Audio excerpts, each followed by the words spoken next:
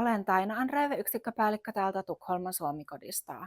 Me olemme suomenkielinen hoitokoti täällä Tukholmassa ja meillä on täällä 53 asumispaikkaa ja meidän asiakkaat tarvitsee tukea ja ohjausta ympäri vuorokauden.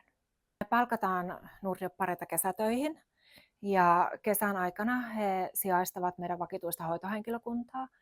Toki heillä on osittain rajoitettuja työtehtäviä riippuen siitä heidän aiemmasta kokemuksestaan.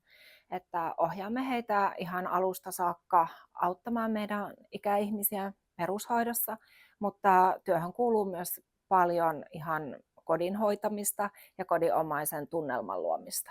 Suomikoti sijaitsee täällä aika kivalla alueella Tukholmassa ja moni kesätyöntekijä erityisesti kertoo siitä, että on mahtavaa ensinnäkin tehdä suomen kielellä työtä näiden ikäihmisten parissa, kuulla heidän elämästä, mutta sen lisäksi tämä, että me sijaitaan näin Tukholman keskustan liepeillä, niin antaa mahdollisuuden kesätyöntekijöille myös viettää kesää Tukholmassa.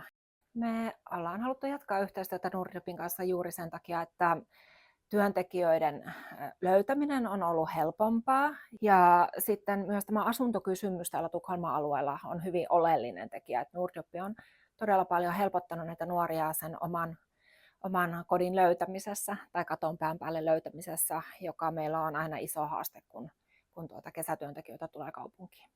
No, työnantajana ehdottomasti suosittelisin rekrytoimaan Nordjobin kautta, koska rekrytoiminen on helppoa ja moni asia, mitä siinä rekrytointiprosessissa joutuu tekemään, niin pystyy hyppäämään niiden yli, koska Nordjob tekee aika paljon valmiiksi asioita työnantajalle ja pitää yllä kontaktia nuoriin ja järjestää myös heille vapaa-ajan ohjelmaa, joka on ollut myös kiva niin kuin extra työnantajana, että tietää, että nuoret eivät jää yksin, vaan he löytävät myös muita nurjoppareita ja voivat viettää vapaa-aikaa yhdessä.